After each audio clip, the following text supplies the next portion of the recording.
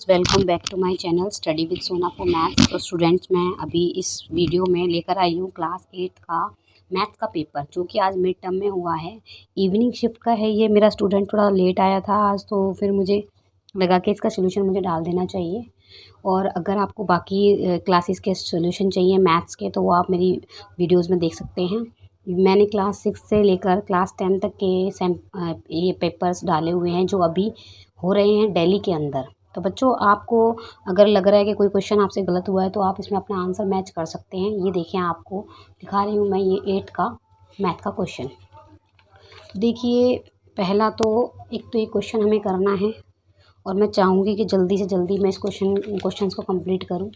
ज़्यादा टाइम आपका वेस्ट ना करूँ, क्योंकि हर एक मिनट बच्चों के लिए बहुत कीमती है और आपको अगले एग्ज़ाम की भी तैयारी करनी है।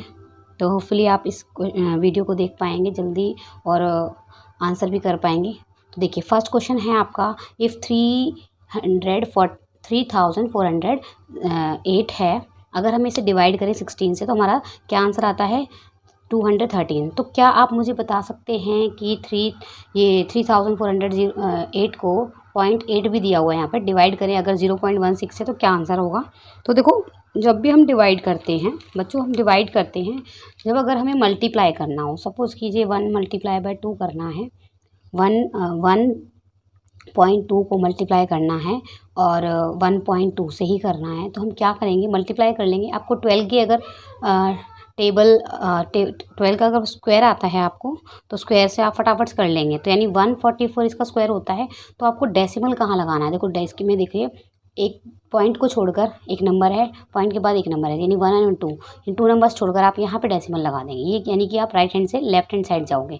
अगर यही चीज़ अगर डिवाइड में करनी हो, तो आप लेफ़्ट से राइट की तरफ जाओगे। ये डेसिमल राइट की तरफ आएगा इधर। तो यहाँ पर आपका जो आंसर होगा, इसमें जो आंसर होगा आपका ए ऑप्शन करेक्ट होगा, जो कि सही होगा। यानी 2130 इसका करेक्ट आंसर होगा जब हम आप इसे डिवाइड करके देखोगे।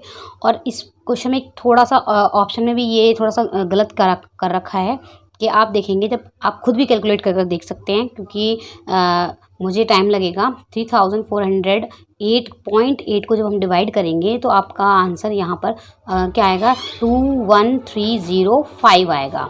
आप ये चेक कर सकते हैं। अब चलते हैं नेक्स्ट क्वेश्चन पे। नेक्स्ट क्वेश्चन क्या है हमारा?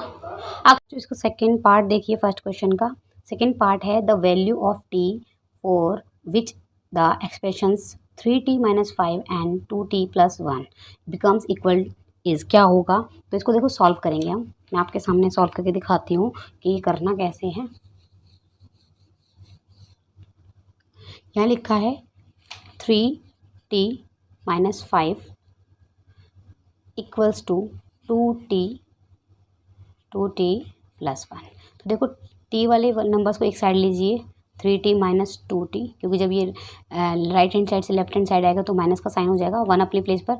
और 5 जब राइट हैंड साइड आएगा तो ये पॉजिटिव बनेगा।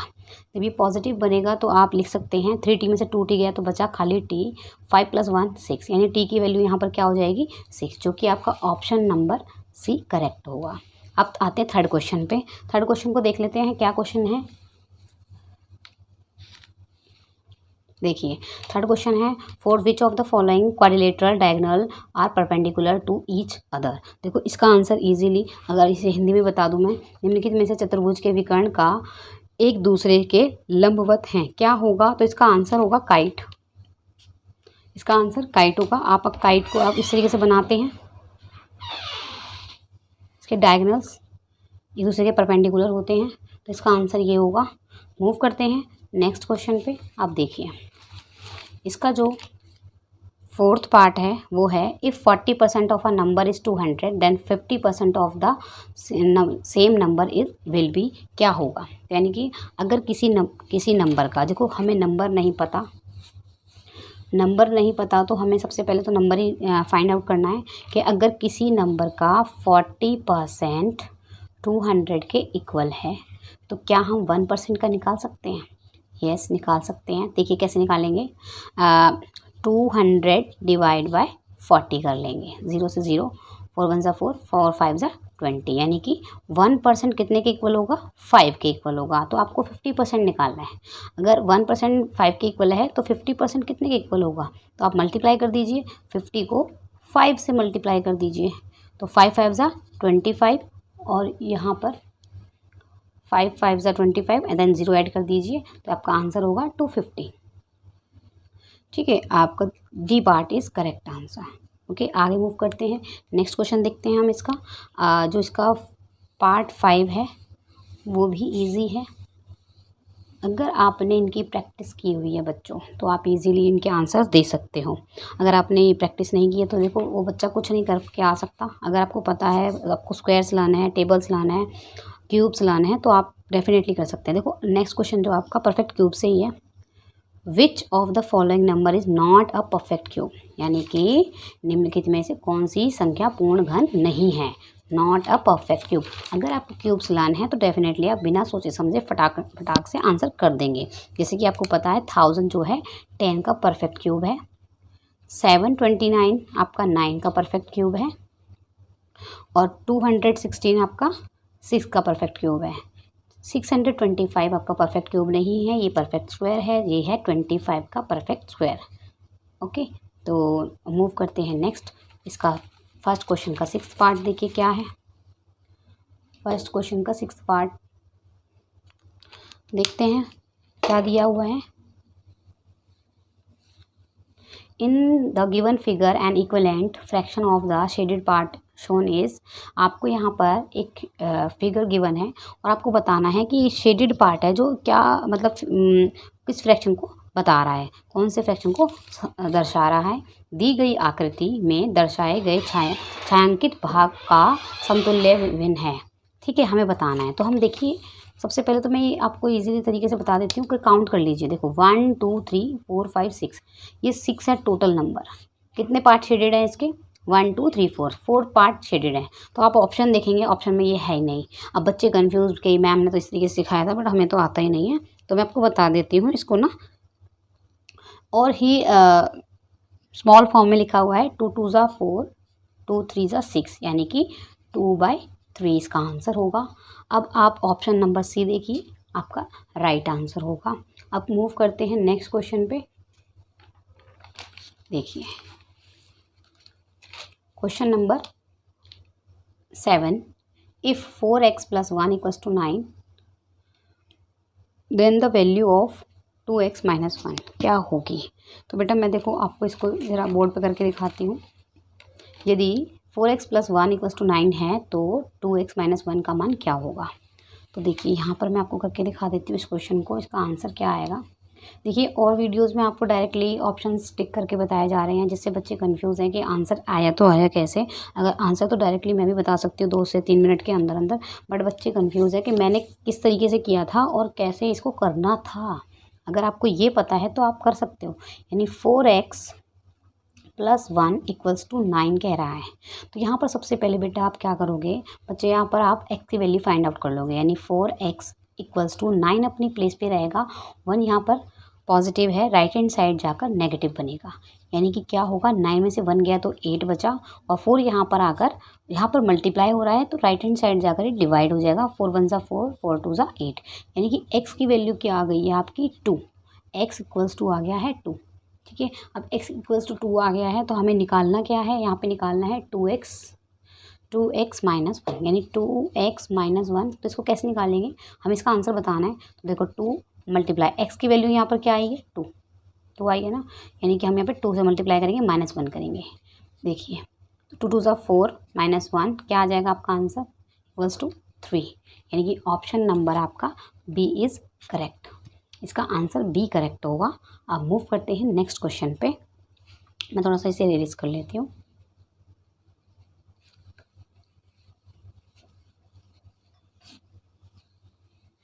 देखिए बच्चों, इसका 8th पार्ट है। The number of side in a regular polygon whose each interior angle is 165 is, यानी कि थोड़ा सा मैं इसे हिंदी में भी बता दूँ आपको। एक समबाहु त्रिभुज, समबाहु की भुजाओं की संख्या जिसका प्रत्येक अंतः कोण 165 डिग्री है तो आपको बताना है, क्या बताना है यहाँ पर, आपको बताना है अगर इंटीरियर एंगल हो साइड्स, नंबर ऑफ साइड्स बतानी है। तो बच्चों इसको करने का एक तरीका है जो मैं आपको बताने वाली हूँ, और इसके लिए थोड़ा सा पेशेंस रखें। ये ना हो बच्चे आप सोचो कि मैम जल्दी से करा दो, तो इसे करने में लगता है टाइम, ज़्यादा नहीं टाइम लगेगा, बट फिर भी मैं थोड़ा सा तरीके से कराऊंगी तो आपको नेक्स्ट टाइम के लिए पता रहेगा कि करना क्या है। ये फॉर्मूला पता होगा, ईच एक्सटीरियर एंगल का जो सम एंगल्स होते हैं वो होते हैं 360 degree divide by n. But यहाँ पर हमसे इंटीरियर एंगल बताया हुआ है, यहाँ पर एन क्या होगा, नंबर ऑफ साइड्स, क्या होगा ये, नंबर ऑफ साइड्स।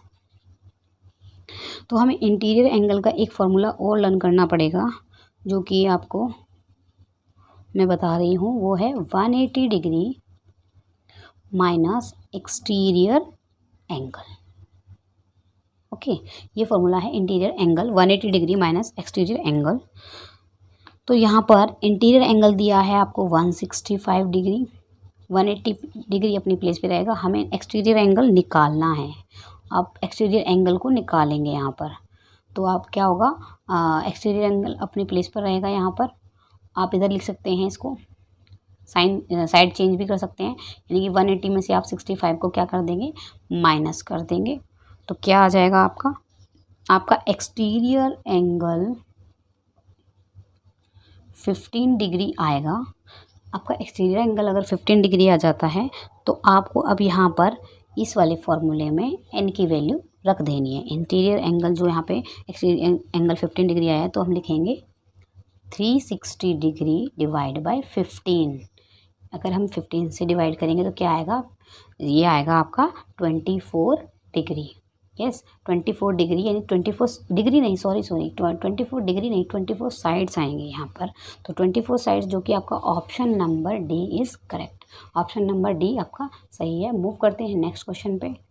इसका नेक्स्ट क्वेश्चन है हमारे पास 9th, on a number line -4 line on the right hand side of which of the following. अगर नंबर लाइन पे -4 लाई कर रहा है राइट हैंड साइड, तो आपको बताना है कौन सा फॉलोइंग इसमें करेक्ट होगा। तो बेटा इसमें ज़्यादा टाइम वेस्ट ना करते हुए सिर्फ इसका ऑप्शन नंबर बी सही होगा, -3 इसका राइट आंसर होगा। अब मैं आपको बताती हूँ क्वेश्चन नंबर फर्स्ट का 10th part. The value of √64 plus √125 plus √1 is क्या होगा। अगर बच्चों आपने स्क्वायर्स और क्यूब्स अच्छे से लर्न किए हुए हैं तो आप देखते ही बता देंगे कि 64 4 का परफेक्ट क्यूब है, देन प्लस 125 आपका 5 का परफेक्ट क्यूब है, और 1 का परफेक्ट क्यूब 1 ही होता है। अगर हम इन तीनों को ऐड कर लेते हैं, 5 + 4 9 + 1 10, तो आपका ऑप्शन नंबर डी सही हो जाएगा। ठीक है बच्चों, इसका ऑप्शन नंबर डी आपका सही हो जाएगा। अब मूव करते हैं हमारे 11th पार्ट पे, फर्स्ट क्वेश्चन के 11th पार्ट पे। ये देखिए, which of the following linear equation has y = 2 as a solution. देखो लीनियर इक्वेशन का मतलब आपको पता ही है कि आप उसमें 1 वेरिएबल होगा और =2 का साइन ज़रूर होगा। बट यहाँ पर क्या दे दिया आपको, y की वैल्यू दे दी है 2, तो आपको क्या है 1 करके, यानी हर ऑप्शन में y की वैल्यू रखिए, और दोनों राइट हैंड साइड और लेफ्ट हैंड साइड जब दोनों के आंसर इक्वल आ जाएंगे तो वो आपका करेक्ट आंसर होगा। तो अगर मैं सभी को करने बैठी तो ये टाइम बहुत ज़्यादा कंज्यूम हो जाएगा। मैं डायरेक्टली इसके आंसर पे आती हूँ, जैसे कि सी पार्ट। ये अगर आपके पास टाइम है तो आप इसे एग्ज़ाम में भी करके देख सकते हैं, या आप माइंड में भी इसको कर सकते हैं। ठीक है, तो मैं आपको यहाँ पे सी पार्ट दिखाती हूँ, क्योंकि इसका आंसर सी पार्ट होगा 2y - 4 = 2 - y। 2y यानी कि y की वैल्यू तो हमें पहले से ही गिवन है 2, y की वैल्यू 2 दी है, -4 = 2 - 2। देखिए 2 × 2 = 4 - 4 = 2 - 2। तो आपको पता है प्लस माइनस क्या होता है, 0 हो जाता है। ये प्लस का 2 माइनस का 2, इधर प्लस का 4 माइनस का 4, ये भी 0 होगा। तो दोनों की इक्वेशन जो है इक्वल आ रही है, इसका मतलब हमारा सी आंसर करेक्ट होगा। आप चेक करोगे, देखोगे सारे ऑप्शंस में इनके आंसर्स अलग अलग आ रहे होंगे, राइट हैंड साइड अलग आ रहा होगा और लेफ्ट हैंड साइड अलग आ रहा होगा। अब मूव करते हैं इसके 12th पार्ट पे। फर्स्ट क्वेश्चन के 12th पार्ट में मूव करते हैं। देखिए बच्चों, ये है the least number by which 72 be multiplied to make it a perfect cube. 72 का ऐसा कौन सा नंबर है जो परफेक्ट क्यूब आप बना सकते हो लीस्ट, कम से कम नंबर ऐड करके। तो देखो इस क्वेश्चन को हमें कैसे करना था। 72 के आपको करने थे फैक्टर्स। अगर आपको पता है फैक्टर्स करने होते हैं, अब क्यूब पूछ रहा है तो 3 3 के पेयर्स बनेंगे। सबसे पहले मैं 2 से करूँगी। 2 3 ज़ा 6, 2 6 ज़ा 12, देन 2 से 2 1 ज़ा 2, 2 8 ज़ा 16, 2 9 ज़ा 18, देन अब मैं 3 से करूँगी। 3 3 ज़ा 9, 3 1 ज़ा 3। अब यहाँ आप देखिए 2 का तो एक पेयर बन गया 3 का, बट 3 का यहाँ पर 3 नहीं बना है, मतलब एक 3 कम है यहाँ पर। अगर एक और 3 होता तो परफेक्ट हो जाता। तो यहाँ पे जो लीस्ट नंबर है वो है 3, तो इसका option number B is correct होगा। ओके बच्चे, आप मूव करते हैं इसके बी सेक्शन पे। जो इसका सेकंड क्वेश्चन है उसमें सिर्फ फिगर गिवन है और आपसे सिर्फ ऑरली ही आंसर पूछे हुए हैं। In the given figure ABCD is a parallelogram. तो आपको ये फिगर देकर कुछ क्वेश्चन के आंसर पूछे हैं। तो देखो दोनों में देख लेते हैं। यानी कि OD क्या होगा, OD equals to what, an angle DAB plus angle CDA क्या होगा। तो इसको हम लिख सकते हैं बेटा, इसको दो तरीके से। फर्स्ट वाले का आंसर जो होगा, OD एक आपका सेमी डायगोनल होगा। क्या होगा, सेमी डायगोनल।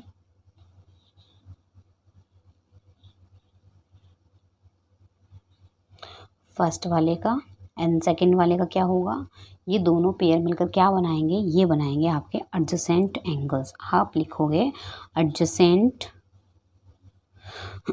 सॉरी ओके, इन दोनों का आंसर जो होगा ये होगा। अब देखते हैं थर्ड क्वेश्चन। थर्ड क्वेश्चन भी बहुत इंपॉर्टेंट है ये बेटा। थर्ड क्वेश्चन में a man had ₹1,05,000 with him. He gave 30% of this amount to his son, 25% of the daughter, and 35% of to his wife, and donated the remaining to the school where he studied. Calculate the amount donated to the school. आपको बताना है कि कितना amount उसने donate कर दिया अपने school में। तो सबसे पहले बच्चों यहाँ पर जो परसेंटेज गिवन है आप सबको ऐड कर लीजिए और आप ये लेट करके चलेंगे। यहाँ पर आपको लेट करना है कि 100% जो है कितने के इक्वल होगा आपका, 1,05,000। क्योंकि जब आपकी कोई सैलरी है या कोई भी अमाउंट है उसको आप 100% लेट करके चलोगे। तो इसमें से आपने क्या क्या किया, देखो 30% आपने अपने बेटे को दिया, देन 25% अपनी डॉटर को दे दिया एंड 35% दे दिया वाइफ को। तो इन तीनों को ऐड कर लो आप। ओके, ऐड करेंगे 5 to 5 5 10, 1 कैरी, 3 3 6 एंड 3 9, यानी 90। यानी कि आप देखिए 90% वो स्पेंड कर चुका है, यानी खर्च कर चुका है। रिमेनिंग 10% ही डोनेट हुआ है। तो पहले हम 90% निकाल लेंगे तो आप, और उसका जो 90% जो आ जाएगा उसको हम 100% में माइनस करके हमारा डोनेटेड आंसर निकाल लेंगे। तो देखिए अगर 100% इतना है तो आप या तो 1% निकालिए, डायरेक्टली मैं 90% निकाल देती हूँ। अगर आप 1% निकाल कर करेंगे तो भी आपका आंसर सही होगा। तो 90% क्या होगा, तो हम इसे कर देते हैं क्रॉस मल्टीप्लाई।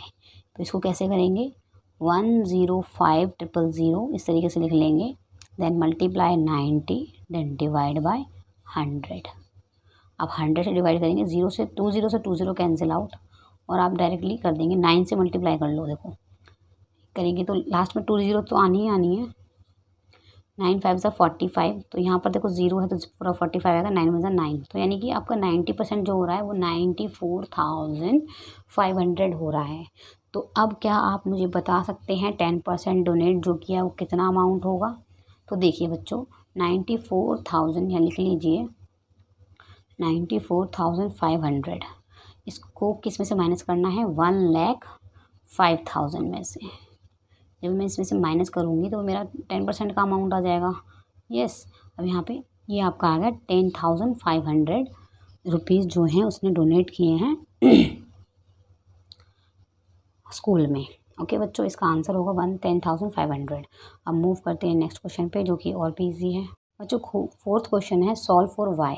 वाई को आपने फाइंड आउट करना है। तो देखिए लिखा है 2y divide by 3 +1 equals to 7y divide by 15 + 3। तो बच्चों आप क्या करोगे, ये जो y वाली इक्वेशन है इसको एक साथ रख लीजिए, 2y डिवाइड बाय 3। अब ये इधर आएगा तो माइनस का 7y डिवाइड बाय 15 और 3 अपने प्लेस पर रहेगा, ये उधर जाकर माइनस हो जाएगा।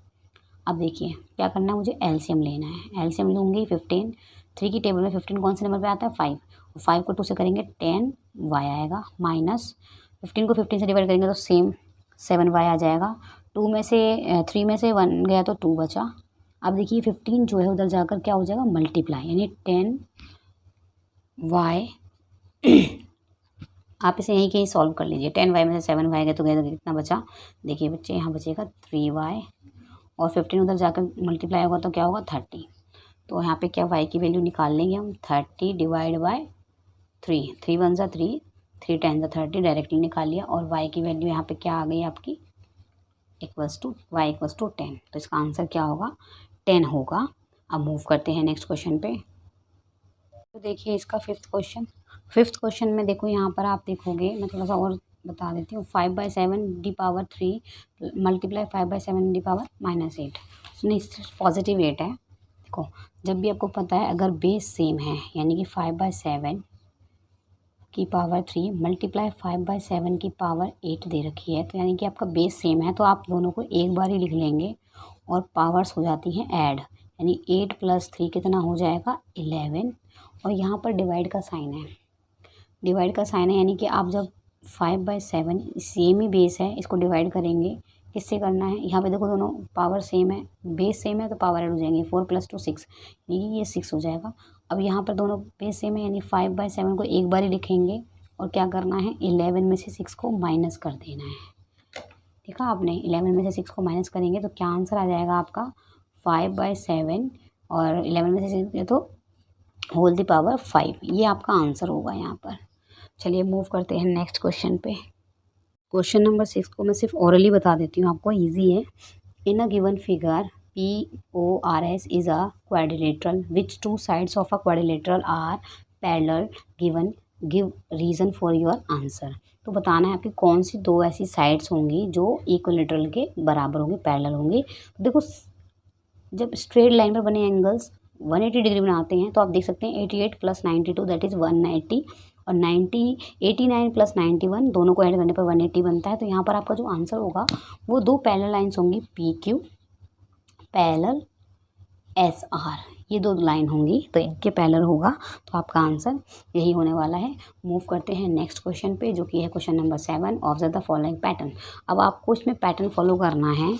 जैसे यहाँ पर आपको बताया है कि हम अगर किसी नंबर को उसका 1, जैसे 1 का अगर क्यूब चाहिए तो 1 = 1 लिख देंगे तो भी क्यूब बन जाएगा।